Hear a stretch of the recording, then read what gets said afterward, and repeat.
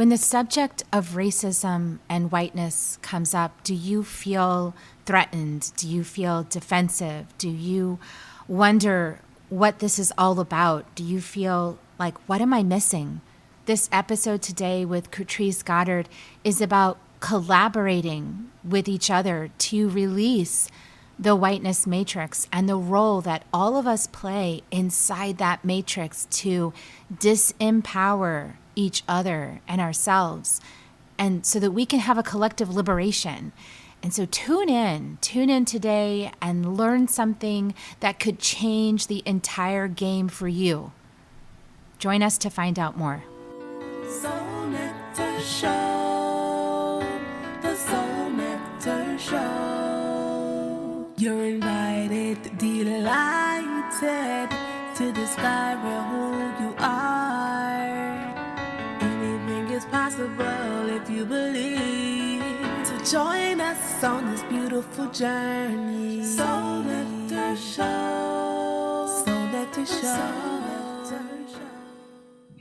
Hello and welcome to another episode of Soul Nectar Show, that show where we talk about all things essence, where we gather around the campfire and we share our stories of connection to that which is greater than us, to the big mystery beyond the veil, to those synchronistic moments that lead us inexorably towards a different understanding of life, a new perspective, an expanded view of what this human existence is all about through our unique filters in our bodies and our ancestries. And I'm your host, Kerri Hummingbird. And I love having these conversations week after week to shed some light, some illumination on what we are feeling together collectively, what we are witnessing, and to give some support to how do we navigate it? How do we make sense of it? How do we move through it? And where's our agency? You know, where is the place that we can contribute or influence the unfolding of what we see before us? And where's the place where you simply move into acceptance? And it's a little skinny branch. So sometimes figuring that out takes some deep witnessing and some contemplation and some feeling it to heal it. And, you know, we're working at so many levels right now, and the collective is going through just amazing depths of witnessing of the underlying hidden matrix that has been directing so much of the flow of human interaction for a very long time, generations and generations and generations. And now it is no longer invisible. It's quite visible. It's quite in our face. And I'm reminded of, you know, some of the teachings from the Bible for those who can see and those who can hear. And I'm seeing and I'm hearing a lot and I'm witnessing a lot. I know that if you're tuned into Soul Nectar Show, so are you. And in that witnessing, we are witnessing things that have always been there, and yet were invisible to us. And now they're not so invisible, they're more visible. And we could be feeling a lot of trigger around that. We could be feeling judgment. We could feeling righteous rage. We could be, you know, wanting to get up in arms. We could also just be frozen like a deer in the headlights, like unblinking. Am I really seeing what I'm seeing? Wow. And for those of us who have been invested in aspects of witnessing the matrix and its underlying tenets for a while, are kind of like, yep, there's that thing. Yep. And there's that. And we've been talking about this now for a very long time. And we're kind of like, yep, there it is. More people are seeing it. And it's an opportunity. So it's also could be very stressful. And so our intention with this call, and I'm going to introduce you to my awesome guest, intention with this call is really collective liberation, is really helping to identify what exactly is the matrix. And I'm going to add in the word whiteness, because the matrix is based on this idea, this construct of whiteness. And it's not even a real thing. And yet it has been given a lot of power by all of us over the last several 100 years, many generations, 7 generations, 8 generations, 10 generations, many generations have had this as a belief system. It's this idea that one group of people would set the culture for everybody to follow, the language, the expression, the rules, the the ladder of who's worthy, who's not worthy, all of these things built into this matrix. And we all were indoctrinated into it from our different bodies. And so this matrix, when we release it, we will have a collective liberation as we each do the work to release it, take our energy out of it. And that's what we're going to talk about today. And so I I brought in the best person I know to have this conversation with. There really is nobody else that I could think of that I would have this conversation with except Curtrice Goddard.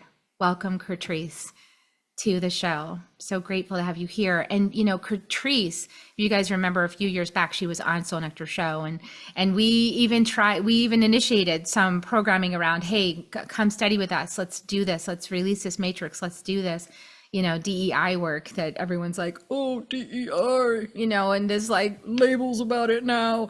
And what it really just means is everybody's equal. Everybody's important. Everybody has a voice. Everybody has energy. Everybody, you know, and we got to see that and release the structures within us that would prevent that. And so here Curtrice is again. She is a mentor. She's a bridge builder. She connects the realms of personal transformation, spiritual growth, and social justice. And her approach is both radical and nurturing, challenging individuals and organizations to heal at the deepest levels of consciousness, recognize our interconnectedness, and develop regenerative models of leadership and community. And this is all about sustainability. This is all about coming back to the earth, remembering who we are in truth. Rainbow children, rainbow people.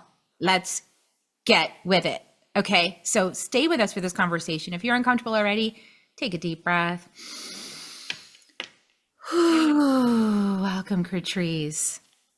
Thank you. Thank you so much. It is an honor to be here. I'm so glad you reached out and just really appreciate our connection. And when we align, it's like it's just that we're such a reflection of one another, and it's really powerful. So thank you. I'm so glad to have you here. And, you know, I know that your commitment is very deep to creating safe transformational spaces for healing and for also challenging those systemic barriers, right? So not just kind of putting up with it and letting it stay there, but like challenging it with compassion, with insight in a different way that opens hearts and minds. And I think that's what we need right now to move into a deeper level of deconditioning and divesting our energies, right? Divesting is a word that's used a lot, taking our energy out of these systems that disempower. Yeah. Yeah, and it's really interesting because what we are experiencing now as a collective with the new administration, just this time on earth, things that are happening most spiritually and energetically, as well as in the physical plane. I feel, and this is just what I sense, a lot of confusion in terms of what I stand for, my values, and balancing that with the primal desires and needs of the world. Um, and so it's really a deep invitation. It's something that's coming right off for me, like you said, collective liberation. And we talk about how do we get to this unified place together, right? This is where we all know we should be. And then what does that path look like? But I'm aware of now that to move into this space, some of the basic foundational pieces is starting with empowered human beings, and that is also what anti-racism seeks to develop in people, not to just sit and say, you're wrong, and they did this and this and that. And sometimes it can feel like that, or maybe it even takes a tone like that. But what's really happening is that we're coming to retrieve our power back from a system. And so, although it feels very personal, it's more of a systemic, deeper call to us all cultivating and connecting with our higher selves and our higher expression, right? The more race is programmed that we all excavate outside of ourselves, the more we are who we truly are. And that's a powerful, impactful, loving, compassionate human being who understands and can feel that abundance is real, that you can be innovative and create enough for everyone. And when we don't do this work, we go back into darkness, which is all survival, which is all there's not enough. And so in that is when we start to become divisive, because I'm thinking you're taking from me, or if you get this job, I can't have a job, we both can't eat, right? And it really starts to trigger some of those survival tendencies. And when you look out into the world now, you can see that that's really inflamed right now. A lot of primal, distorted primal energy. And we want to not be in that state. We want to like reclaim our truth and sit in a place that is compassionate, abundant, innovative, right? Who knows we can create solutions and that we don't have to fight. That's a lie. That's almost like blasphemy, right? Like we do not have to fight to eat. This is part of the system that has put all this pressure in the field to make you feel like you don't have enough or there is not enough for everyone. So yeah, it's pretty intense out here in that respect. Wait, something else is coming in right quick here, Kerri, too. Around in my containers, as I want to share it as you are opening up. I always invite people to come in and just sit into the realization that when we were all born into this society, we had no idea what we were being born into. I didn't know that I would be in a Black body. I didn't know what that would mean to the society. You didn't know you would be in a white body and what that would mean to society, a male, whatever gender. We didn't know these things. And there's an innocence in that. There's an innocence for all, right? And when we understand that, when we move through around racism and separation consciousness, if we remember that when we're interacting with people, when we're talking online, when you're talking to your family, remember that you get to be the invitation to a new perspective, and that we don't need to condemn people because of the program and the indoctrination that we've all suffered on this earth. And now that we're now detangling, which is an honor to even have the know-how, desire, and guidance to do detangling work, right? To move into that. But I always say, let's keep that piece of knowing, we didn't wake up and everybody was a 40-year-old white man. You know what I mean? Like, what about when that was a 3-month-old baby who had no idea what this program would tell it or how it will cultivate that experience? And so I aim to be an invitation to speak what is my righteous truth, but also to hold people in a place of non-condemnation, right? And that helps when people can feel that. Sometimes you can deliver things that are really uncomfortable while they're all also simultaneously feeling held by you. Yeah, absolutely. Because it's the pattern, not the person, Mhm. and it's the inheritance that we all inherited from our ancestors who have been doing this for generations and, at least 7 generations in this country alone, probably more like 9 or 10. Mhm. And so when you have that much momentum behind something and that much conditioning and all the associated trauma from it, from the ancestry, and we're not separate from that because we inherit all of that ancestral DNA in our bodies. And so in our bodies is this information, right? And it's palpable when the topic comes up. Like, people's bodies respond to what we're talking about and activating within their body. No matter what skin you're in, you're getting activated when we bring up this topic. And Yes. it can feel really uncomfortable because of that activation. And what I just really invite everyone to realize is that it's so powerful to activate it, to your ability to be present with it, because the more you can be present with the activation, knowing that it's not about you, it is happening in you and through you. And as you bring your love to that and your presence to the experience, you're actually helping to heal many generations of ancestors and much trauma that actually keeps this whole thing in place. It's when we actually dismantle the energies and we let them dissolve through love that we get liberated from it. It's not through the bypassing of it or the trying to escape it or like, living from the throat up because I don't want to feel like what's down in my heart and my womb and my belly and all of that. I don't want to know that. If we avoid it, we're never going to move through it. And so it's important that each of us, I think, does our part to embody true love. With the only way through is to clear the hucha, the heavy energy, to bring back Sami. And I'm using these terms hucha and Sami from my indigenous lineage in Peru, the Caro. They say there's really only two types of energy. There's hucha and there's Sami. Hucha is heavy energy, it's dense energy, it's negative, we classify it, and it's based in traumas and too much thinking and emotions and all the things, all the ancestral inheritances that have not been cleared and healed. And Sami is the pure energy of nature. It's that nature operates in Sami all the time. And so we can return ourselves to connection with nature by being willing to heal the hucha, right? And restore ourselves to balance and right relationship. Yes, yes. You brought up, it's interesting you said that, and there's something I've been wanting to share online, and you just gave me that invitation around the 7 generations. I am the 7th generation from my enslaved grandmother. And I found that out more recent. And my mother always talks about her grandmother, how she took care of her, how she would walk home. She used to clean up for white people, and she saved for a year for 50 cents to buy a dictionary because, she couldn't learn at that time. And she calls her mama. And one day I said, "Who was mama's mama?" And my mother said, "I don't know."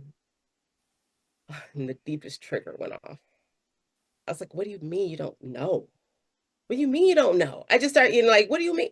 It was such a visceral feeling coming through. So I start to research and look back and look at her age and where she was living in the South in 1855.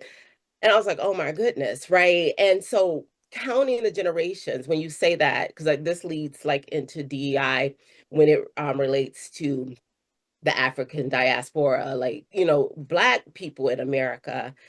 When I think about, that enslaved grandmother, that uneducated woman that is beat down physically, mentally, emotionally. And then her child, which is mama, then my mother's grandmother, I mean, great grandmother, and how she was also uneducated, and how to even get an education, people would fight you or throw things, or you can be killed trying to go to school, or if you were caught reading, and she's like saving for this dictionary. And thinking about this consciousness, right, and this mindset are raising children. And then comes my grandmother. Um, and again, uneducated, having babies young. Every one of them were teenage mothers, from the one who was the enslaved grandmother, mama, my grandmother, my mother, my sister, and then me, who stopped it. And I didn't really understand, like, I didn't have the words for intergenerational trauma. I just knew growing up, I would always say, "I'm not your baby mama. Don't talk to me like that. I'm not your baby mama. I'm your wife." Like, and I would say these and like, ha ha ha. But there was something, I feel like, just a spiritual inclination to wanting to, like, I guess, stop a curse in a way. And although I think children coming through are a blessing, because I don't have children, and I really have the contrast of that, but I was very intent on not being a teenage mother. And so I say that to say, when you are born with people with this level of trauma who don't know that I need to furnish my children in a way to go to college, or that that's even possible, or that is even safe. And when you get to this point, say I had children and never left my neighborhood, never built anything for myself. That was one of the paths I was on. I was 1 foot in and 1 foot out, right? I'm in the neighborhood. I'm doing the patterns of in my neighborhood. And you think about DEI, that's what that is for, to repair these lineages that has been disrupted, to this extent that could very well, I could have 3 kids at, before I'm 21 and be raising them now and stuck in a cycle.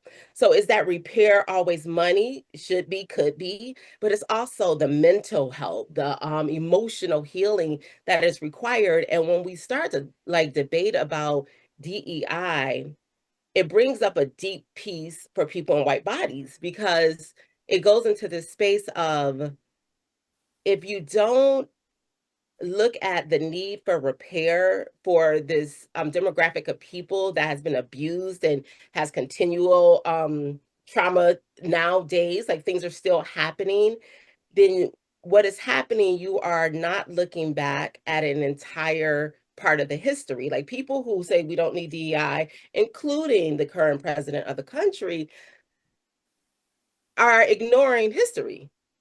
That's the only way. Reverse racism means that, and I would love to hear somebody really talk about that to me. That is coming up because you don't either know the history or you're choosing not to see the history, that you don't know that these people were held back, that there were systems in place, that we couldn't buy homes, that our towns and our houses were burnt down to the ground. Like there was a literal stop to our progression. And so the honorable thing would be to regenerate, to repair, that's what reparations is, to repair, to care, to come back and say, ooh, oh, okay, I see. But that what comes up in a lot of people, and this is what you said about the matrix, is the survival. People see that as an attack on their position or who they are because they're operating in this survival mindset, that even if they were to look back at history and learn that, oh, there were some intentional systems, then they have to start looking at what they have cultivated as their identity, right? Because in this society, not only this country, if being white means you're right and hardworking and pure and clean and perfect, if you were to go back and start to excavate, dig up some things and it doesn't say that, then you have to start to question your identity and what does this mean? And am I still a good person? And of course you are, if you are, right? You know what I mean? So, Yeah. right. So there's such deep medicine in that. And so it's not as simple as telling people, I always say, and I wrote that down, safe spaces for white people are also needed if we're going to do like a deep work where can come in and say, okay, this is going to be hard.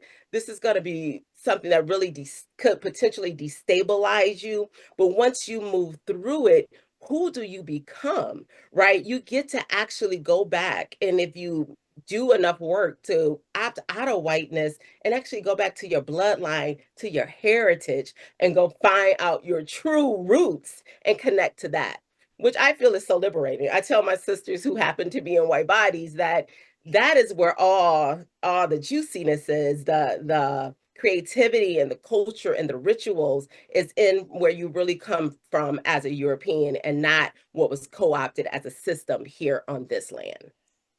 And yes, I hear you totally. I love everything you just shared. And I Mm, just want to contribute that from what I've noticed from the white body is that there can be a lot of shame when we first realize our ancestors' participation in enslaving people for generations, for like 300 years, So mm, when in a white body, you realize that and you look up because ancestry.com and all these places have gotten really popular, right? And so people have become aware of their ancestral line. And when you see that someone in your ancestral line was involved in enslaving people, you get this like icky feeling inside, which can make you not want to connect with your ancestors or be angry with them for what they did, or, feel like, what do I do with this? What can I do with this? And that's a sticky part. I've had some students that, and myself included in my ancestry, were not the plantation owner, but were there participating and supporting the system, right? mhm. And then in this case, someone who actually had people involved in the Confederacy and people, right? So family. So the idea of family gets so complicated because it's somebody that you want to be able to really fully love, Mhm. and yet they've done these horrible things that now, generations later, we can see are not aligned with any kind of love. It's like the opposite of love. It's hate. It's repulsive. And to have that part of you, Mhm. because it's part of your ancestry, that is really challenging to feel that and to embody that. And so I think that's why a lot of people avoid this conversation, because their body does an immediate, like, I don't want to know that. And they get that sort of like what happened at the Super Bowl, you know, with the halftime show with Kendrick Lamar and all these people in white bodies are like, that's boring. That's not, you know, made for me, and I'm not interested, and I'm not going to lean in to Mhm. understand that, right? Mhm. Because it's a disconnect. Mm. But There's something big there that I don't want to feel in my body. mm, I don't want to acknowledge. but see, that's the part of white people taking their power back. And I'm saying risque things like white people in power, like, girl, what? But it really is because the disconnect and the shame is there whether we ever talk about racism at all. And it impacts the culture. It impacts the children. It impacts the amount of drug use that's in the white community, which is tons. I don't know. I have a huge network of white, you know that. All of them have done drugs in their life. I can't say that for the black community.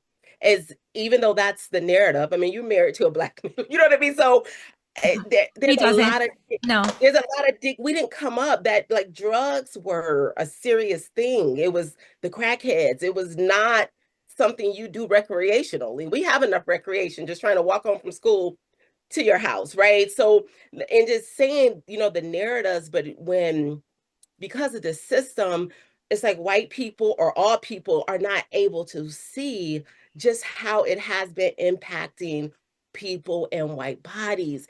And it's just really deep to see how I feel like the children, of course, the younger generation is more breaking out. They don't want to be in this supremacy culture. They don't want to be just white. They're like, wait a minute, I'm a human being. I have ideas. I want to be passionate. I want to be all these things. What is this order you're telling me to follow? What is this? Right. And so they're the liberation crew. And I feel like, even like you said, with your students, and I've had that in classes that I've taught too, when that shame comes up, you move through that because you are the cycle breaker. You go and say, wait, my parents owned what? Or my grandparents, or I was a part of what?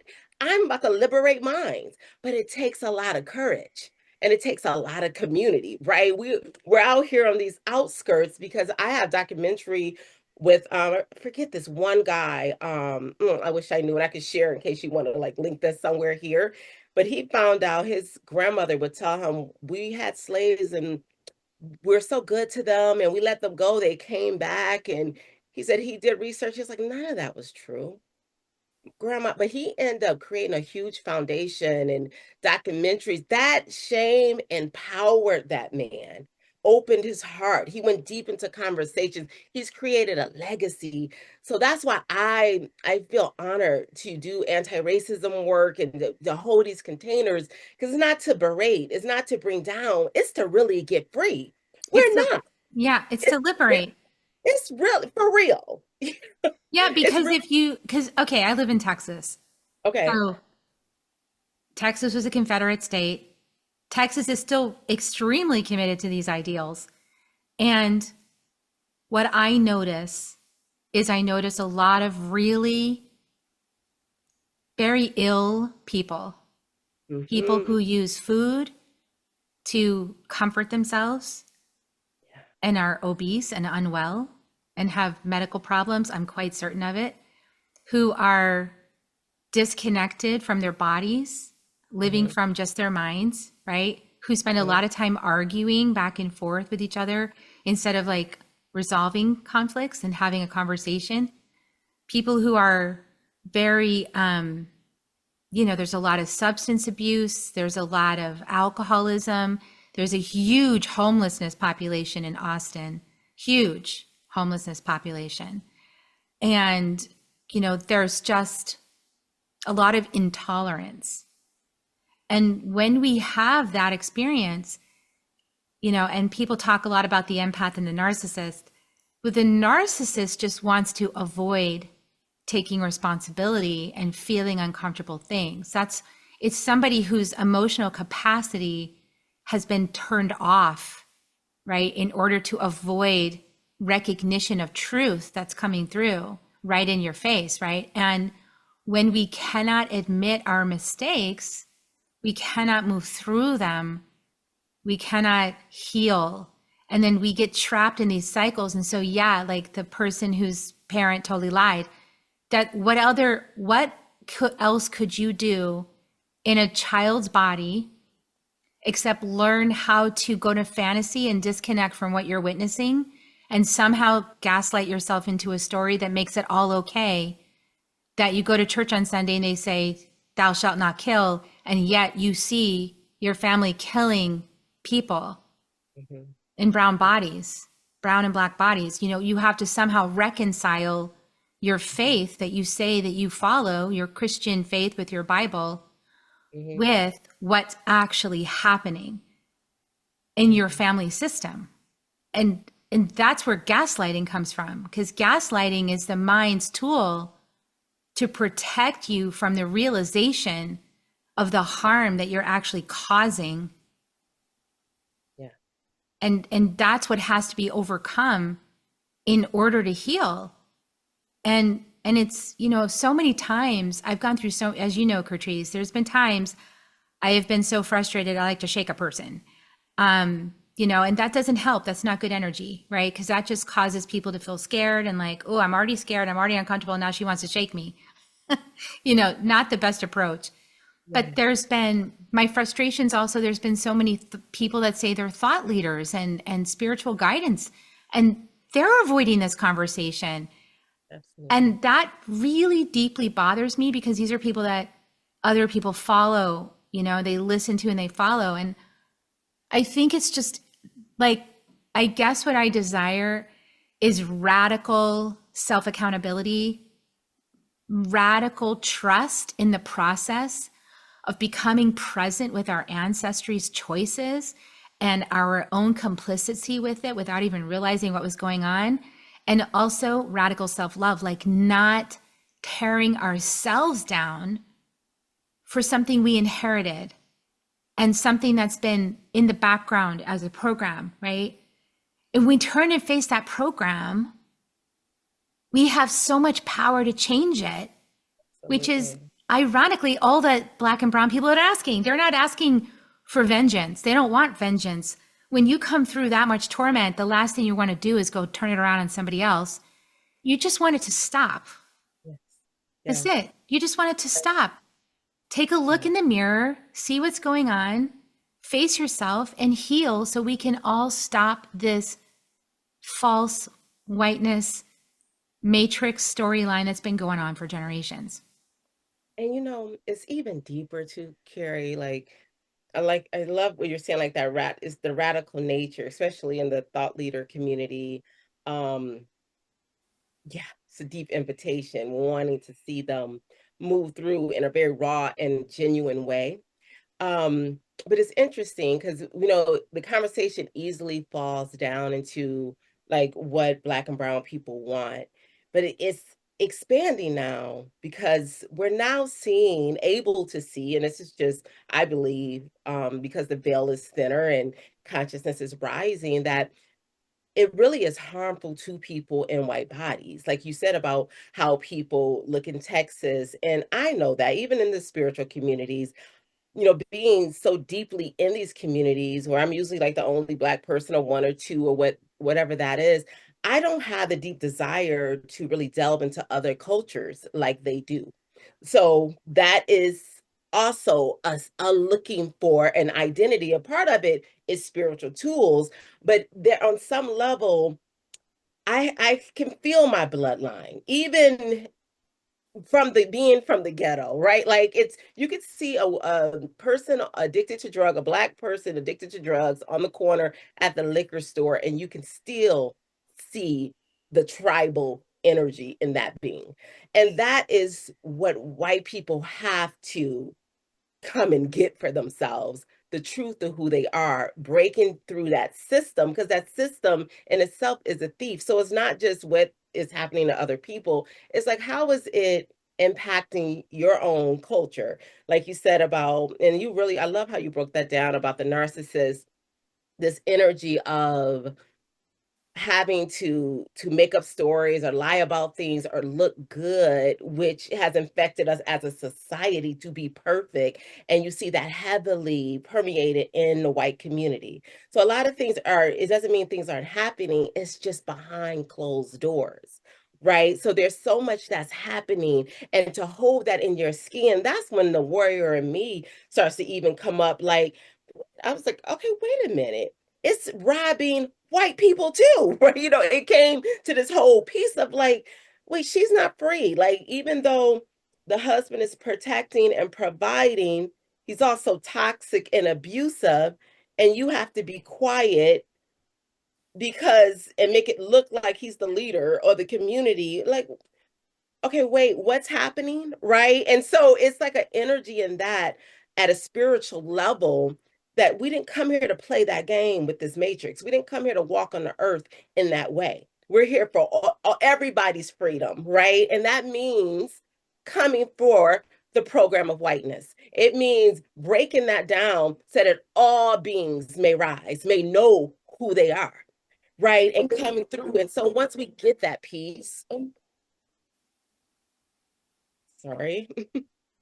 I don't know. It's 555. So I feel like it was that was a divine calling. Like you're onto something. That's the piece right there. That is what it is. And so when I speak to like, okay, my next workshop is the shadow of whiteness, looking at the wound of whiteness, because we're able to look at it now. We want to look at it now.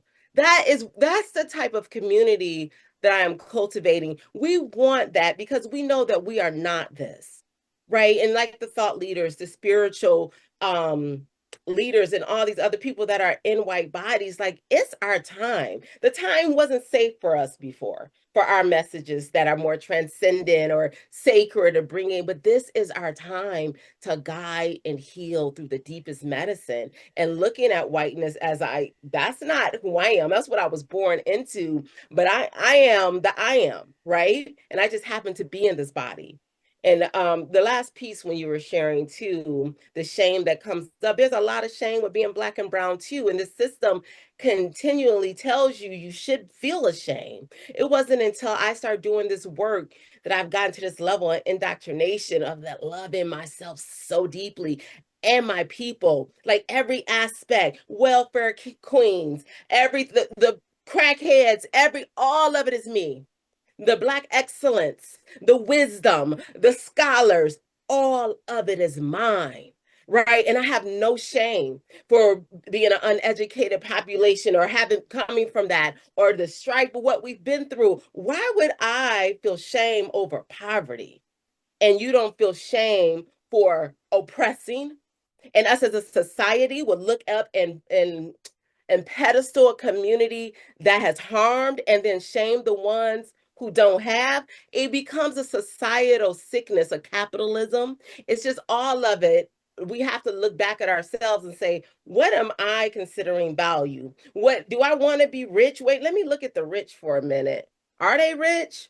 And that's why I love to use the word rich instead of wealthy, because to me, wealthy people values are aligned with their heart, have a balanced life, who honor all beings, right? You're in this place of compassion, benevolence, and honor and reverence, right? So we want to become wealthy people no matter where our economic status is. So this is the reclamation era, in my opinion, Kerri. I feel on fire about that. No, I love what's coming through you. It's very inspiring, and I'm totally aligned with that. I feel like my own awakening in this body was when I went about, richness versus wealth, was when I went to Peru and I visited with the medicine people, and I saw how they live. And not only did I see how they live economically, which we would classify like literally my REI outfit and my backpack and my boots was worth more than their home. Wow. And They had wealth and I was in poverty in my soul. They Yes. had wealth in their spirit, in their heart, in their community, in their connection with Mother Earth, and I was impoverished in myself. Yes. And I saw their wealth. I saw their true wealth. And I Mhm. decided I wanted to have that true wealth more than any kind of material or money or anything like that. Like it didn't matter to me. What I wanted was true wealth. And that's why I study with the indigenous, because the Mhm. indigenous are in touch with the truth. They're in Mhm. touch with the true wealth, the true prosperity of soul, of spirit, of nature, of Gaia. That's what they're in touch with. And they're not seduced by, in general. I mean, some do Yeah. slip off and get seduced. I mean, they're not impervious, but Right. mostly they maintain that wisdom.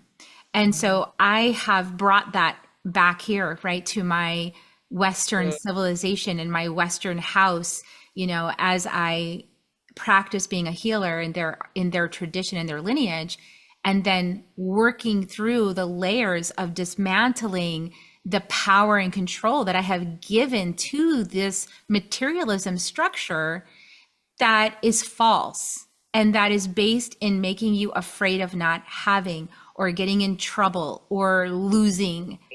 It's just like there to provoke fear at you in so many levels. When your true abundance, once you know yourself in truth, can never be taken from you ever. Even your life could be taken, but your true abundance would remain. And so that is what I feel like this time is also about. It's about people in all bodies reclaiming the truth of Yes. what is true wealth. And, it's funny because when I look at the external happenings, in our society and government in the United States, for example, and I see these white men, playing their role and, playing Monopoly, and it Mhm. feels like Highlander, like there can be only one, and so they're like competing over who's going to have the most toys because he who has the most toys wins. It's like, Mhm. who's going to win this Monopoly era? And Yeah. I could care less. I feel like I'm at the family gathering where, the two guys are still battling it out over the Monopoly game and they're trying to like win and get every, because I have to have all of your stuff in order to win. I have to have everything in order to feel like a winner, and meanwhile, the rest of us are like, the hooch in this room is freaking stanky. Like it's nasty, toxic, stanky, disgusting. You're showing us what's on the inside of you, and it ain't much. And we're really just done. We're just done with this game. We're sick of it. We want to go, Okay. or a nice hike in nature, or go play charades, or pretty much any other game, anything but Monopoly.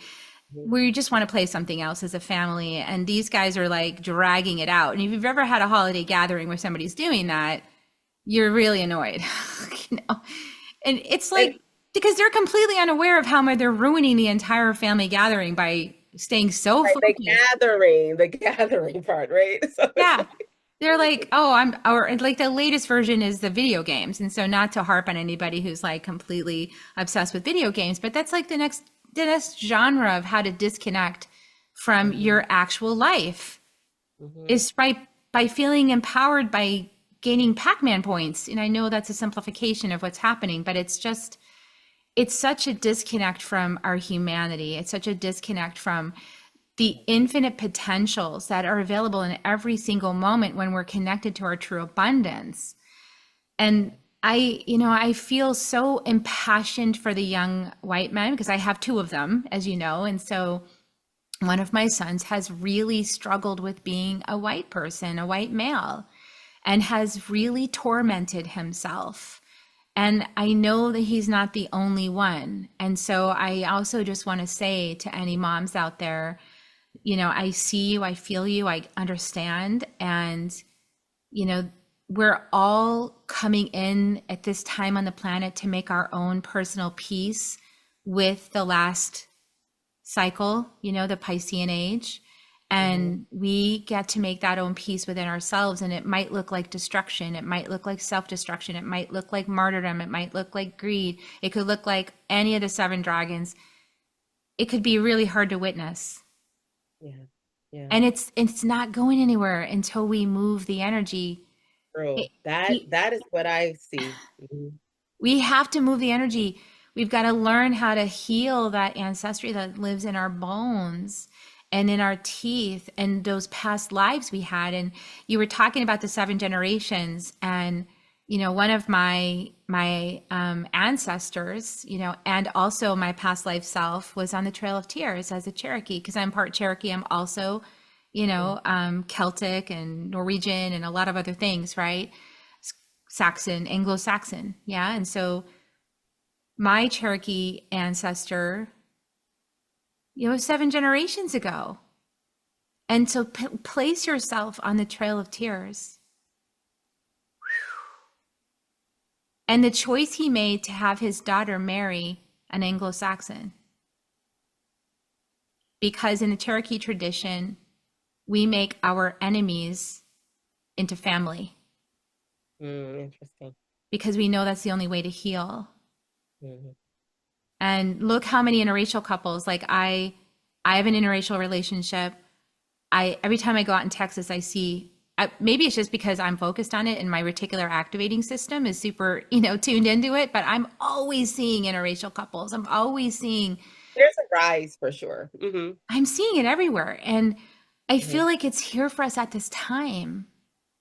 It's here for us to heal, to realize that no matter what role our ancestors played, no matter what role we played before we woke up to it, we're all part of the system.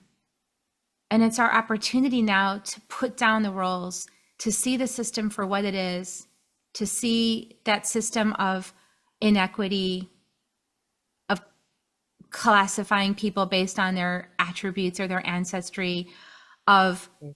putting somebody above another person, having a hierarchy, and of withholding and hoarding and not sharing, and in being me centric and narcissistic and totally mental bound and not connected with your body and your heart. We see what that reaps. Yeah. We Yeah. see what that reaps. Yeah. And so the work comes back to the self. It always comes back, what we're talking about being rich and feeling wealthy and activating those codes. It comes from a place of peace, right? And I'm not like one of those hippie spiritualists who like don't like things, because I like things. I plan to have even more things and make an impact on a huge scale. But I have such a peace within me that I'm not in the rat race, or I don't need to do the underhanded thing to make sure I win, right? Those type of competitive energies that I see now, even like when the DEI thing went away, it was just kind of I kept saying, are we in a competition? Are we at war? Who are you at war with? Or why does it seem like, and this is on the collective level, civilian level, like who are y'all at war with? Because I don't feel like I'm at war. There's no reason for it. Not here within this, within this country. I don't see it, but I feel like people are making division and war centric ideologies. And so, but even when I look at this, the places that I do see supremacy or seeing this, this greed and capitalism, when I look energetically at these people, you can see like this emptiness, like this hungry ghost energy that there is never going to be enough unless there is an awakening, right? Even if I have all the money, that I want to run the country, and even when I do that, I'm going to go run the ocean. Like I need to have everything. Like how could you have like all the money and it's just not enough because you're trying to feel something? And that's what supremacy is in itself. It is, and this is why I always say that it robs people in white bodies, because it seeks to move things on the outside in the circumstances to position a people and give them identity and things to feel proud of, and something to make them feel like I am someone, when that work has to come from within. Right. And so as long as you keep manipulating this outer thing and I'm not doing any work within myself, I don't even know there is work to do within myself. that I'll never have that strong sense of knowing, right? And that is like what you said at the gathering. It's like, we just want to talk, we want to gather. That's a peace. That's a strong sense of knowing. And that's what these children are looking for that are in white bodies. They want to know who they are. And when they look at their history, like, I'm not that. And then we empower them and say, okay, so what will you create? What is your legacy? How do you start to infuse the blood? What are you activating? You have codes, you have power, right? And it's a powerful timeline to be in. Like I said, no different than being from, Black and brown communities. We can say, oh my goodness, look what happened. And then we get to say, okay, now how do I inform this timeline? None of us here are victims. We're not here to just lay down at the feet of the system. Right. And you got to be really careful because it seeks to weaken you. It seeks to disempower, to make you feel like you don't have hope, that it's just always going to be this way. But if we were born, that was intentional. You've come for a reason, right? You're tuned in here for a reason. We're in these bodies for a reason, intentional. And so that kind of brings me back to thinking about our community, the spiritual community, and how they avoid the ancestral work that is connected to racism. And I want to say that really clearly. When they do all the work of other ancestral codes and curses like poverty and sexual suppression, like we have huge communities of liberating ourselves through sexuality, coming out of religion, remembering that we are God, realize all these different healings and classes. And for some reason, they don't seem to think that they inherited like violence and racism and supremacy in their blood. And so, not to call judgment, but to really call awareness to, of course you did. Just like I talked about my grandmother and what it took for me to come out of a pattern of just dropping out of high school and just having babies and doing nothing. The world doesn't expect nothing of me. There's nothing on TV telling me to do anything, to be anybody. So, okay, this is just what's happening around me. But you have to, when it's presented to you, you have a choice to awaken or to continue that ancestral pattern of averting your eyes, of turning your head, or pretending it's not like that. It's not there. And when I tune into like white people, like the ancestors, the times were different. They didn't have what we have now, right? Just like Black people, like we all have to collectively see that we're living in a time that we have power through technology and community. We can be held, we can go deep together. They didn't have that back then. So to fall in line with these programs were easier. We have a sacred invitation. And anyone listening in, I just implore you to find community to hold you in this work, and that you can move through the hard part so that you really, more than anything, reclaim yourself and your own power and your own sovereignty, and you start to recode your own bloodline, leave your own legacy, and just you becoming the truth of who you are. And the biggest push there is moving through survival consciousness. If there is equality, can I eat? Do I feel special enough? What is it that I am consciously or unconsciously receiving from the current dynamics and paradigms that I may be complicitly, whether you know it or not, supporting that? And that's deep work. That is the deepest work. And that's why I have so much compassion and passion to hold space for this, because I know that I feel like this is the invitation for us right now as a collective. This is our collective liberation. Without white people going deep and Black and brown people going deep in the healing, and white people coming into the awakening, and then us collectively looking at the system from capitalism all the way down to how separation consciousness is stealing and draining our energy and our resources and keeping us in illusion, we'll stay in a cycle, right?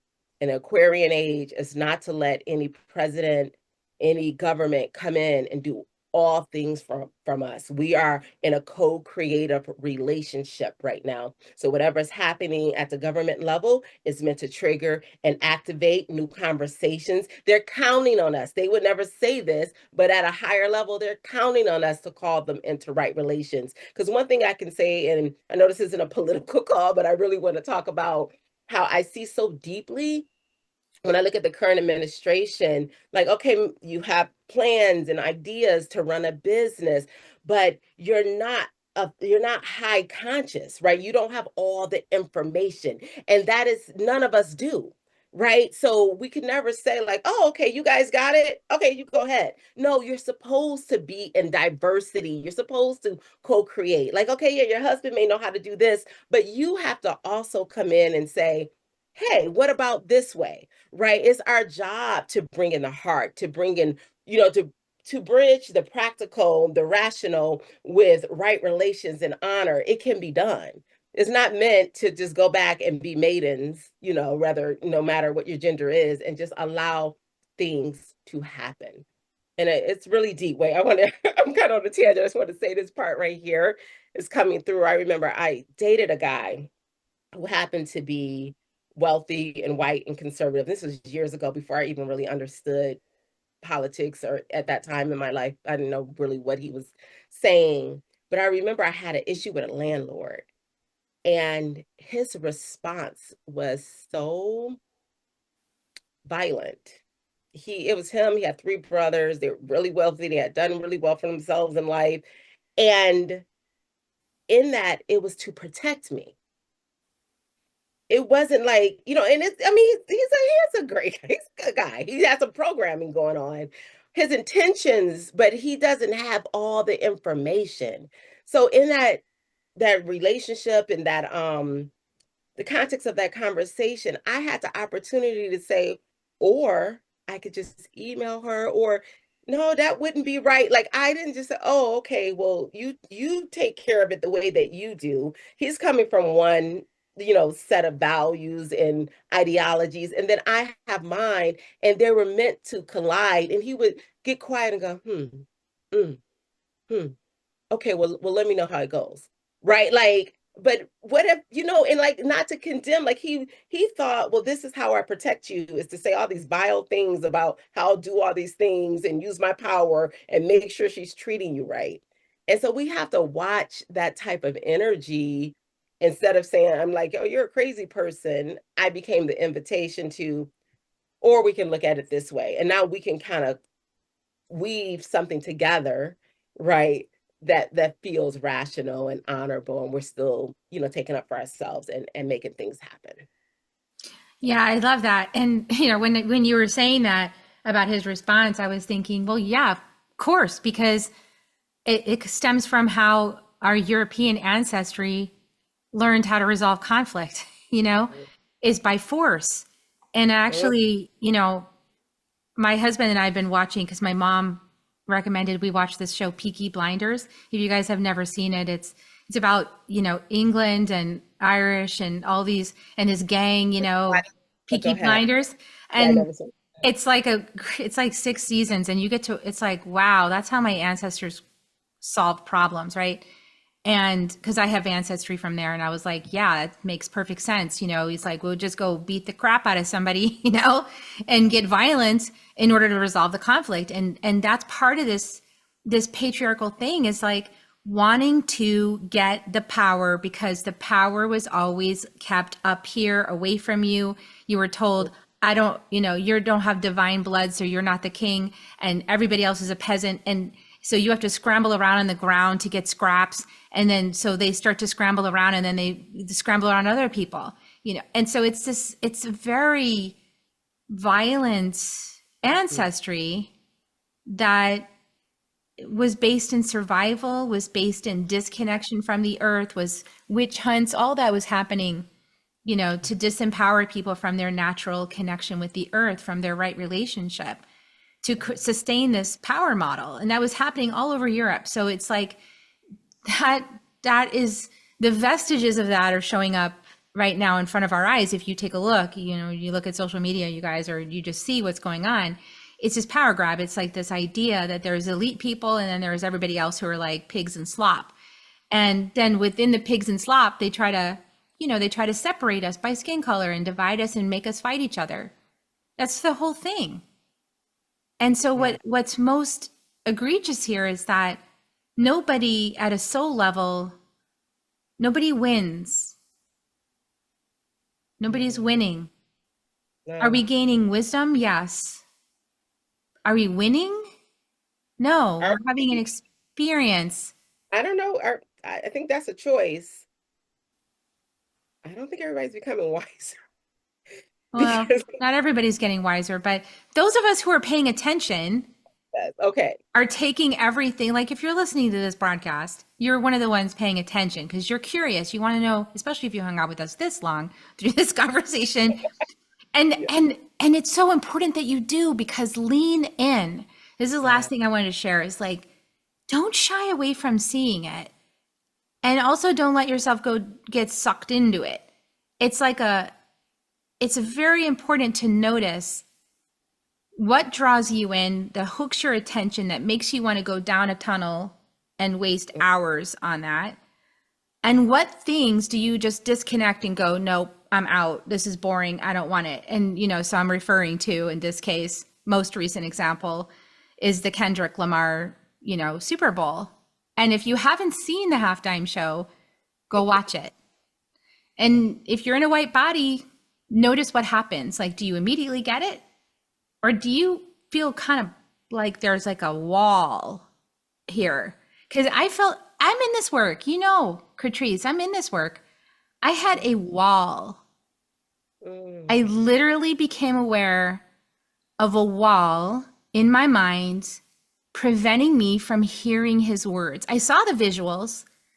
I saw the bigger picture, but I wanted to hear it. I wanted all the See, words.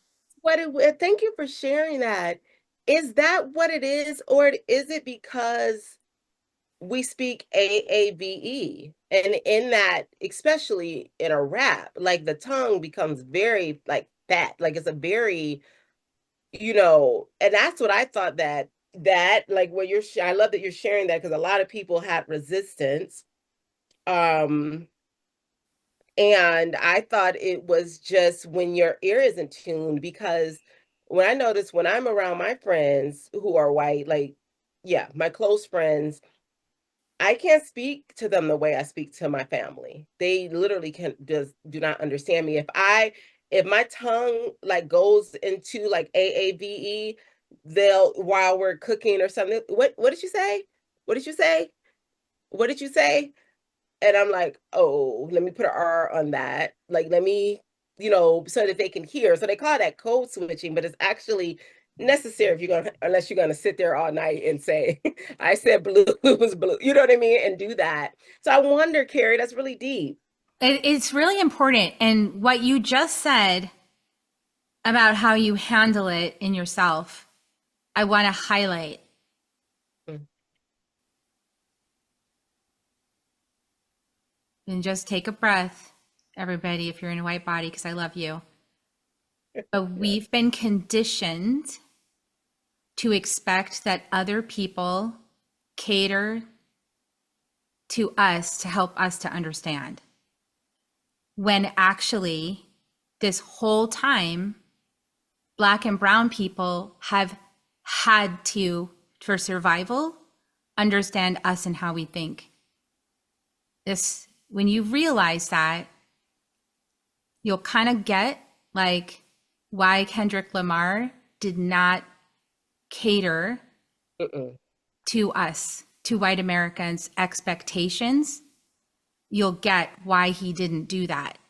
Is because it's time for us to lean in and deal with this wall and clean out our ears and learn to hear other languages, Spanish, other languages. What did they say? And lean in and listen in a new way and not expect them to speak our language. With That's, our too. it's like Yeah. it's a reciprocity. And See. it's been one way for so long. Yeah. It's leaning the other way now. So get used to it. If you felt excluded, if you Yeah. felt like this message not for me, hey, guess what? That's how we've made other people feel. And that's something for us to feel. Exclusion. Wow. And so I'm just going to say, let this open you up to a huge revelation around how much more there is to discover and know about the world with when we move into this new realm. It's there's so much more that we can It's learn. scary. Sorry, I just that is what that felt like when they kept saying it was just not one black, white person was there. And that really is what that feeling was. That yeah, because I believe it was all Asians or Latin, and it was just their culture. Everybody was like, oh, okay, that's Ireland, that's what they do.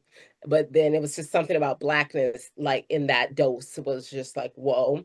But I just want to present something. We're gonna end this because this I think I'll do this on my podcast is around our language though. It's a Mhm. very it's it's a very complex is very like the conversation because we're born in America. So, we go to schools, we're going to learn to speak English like people speak it here. However, as a tribe and culturally and in our homes and in our communities, we speak AABE. That's what's most comfortable. That's what is desired and what it's like the home, it's tribal talk. And with that, it's interesting to just go into a group of white people who don't know AAVE. You could never get a real conversation because it's a, I love what you said, like we have our own culture. And I think because of our relationship with America, people don't know that this is literally our culture. We're literally choosing to speak this way. It's an emotive language. It's a language that allows us to emote and to moan and to move and to talk with our bodies and to move words in a way that's kind of rhythmatic than just like, hey, are you guys going? And say, hey, you going, right? There's no going, right? That's the desire. Like that's where tribal people. And so I just wanted like that conversation, I feel is something that once people get in their mind like, oh, black people actually have a culture. We're not white people doing whiteness bad. It kind of feels like we're like white people that get a bad report card. You don't walk right, you're too loud, you don't talk right. And so no, we're actually tribal people. So we're going to cook different. We're going to speak differently. We're going to walk differently. We're going to do things different. And it's almost like, huh? Right. So that's really the struggle with culture right now. I feel that's the new conversation. Yeah, exactly. I love that you said that. We're not like doing bad. We're not being white badly, like It's kind of like we're just you failed your no. report card. No, we're tribal. Some of black women are aggressive. Can be, and the truth is, I'm also tribal. So it's just innately, I'm strong, and that's okay.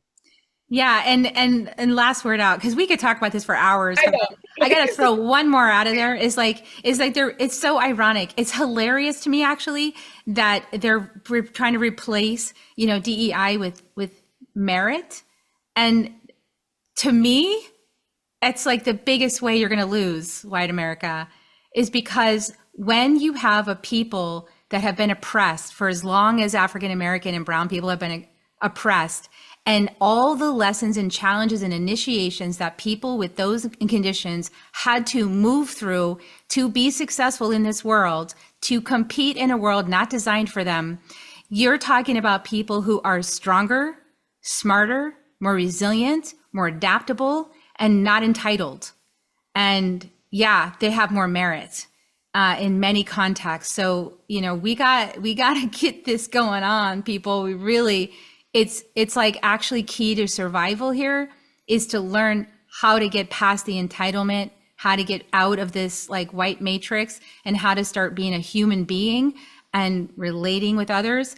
And that's the way of the future. And if you're not in that mode, it's gonna be like the dodo bird, like it's just gonna go. So I just encouraging everybody to do this work, become relatable, become new earth relatable, and just lean into the work. Just if you haven't yet, lean into the work. And Curtrice is a great person to do it with. She's awesome, really understanding, empathetic, available, and I hope that you look her up. And the show notes, we'll have the link to Curtrice's all of her offerings. Is there any last thing you want to offer to people on our way out the door? Hmm. This is really good, and it was really organic, and I love that. No, but what you shared at the end around being a human being, I think that closes us up really well because that's what these conversations are about. How do we become human? How can we relate to our identities in this world, but at the root know the truth of who we are, which is an aspect of the divine, right? And stay rooted in that, integrated in that as we move through this physical world. And to, yeah, stay in our hearts, stay discerning, stay in your power. But once we move over into just being in the system, that's when we begin to lose, right? So thank you for that, being human. Yeah, Yeah. absolutely.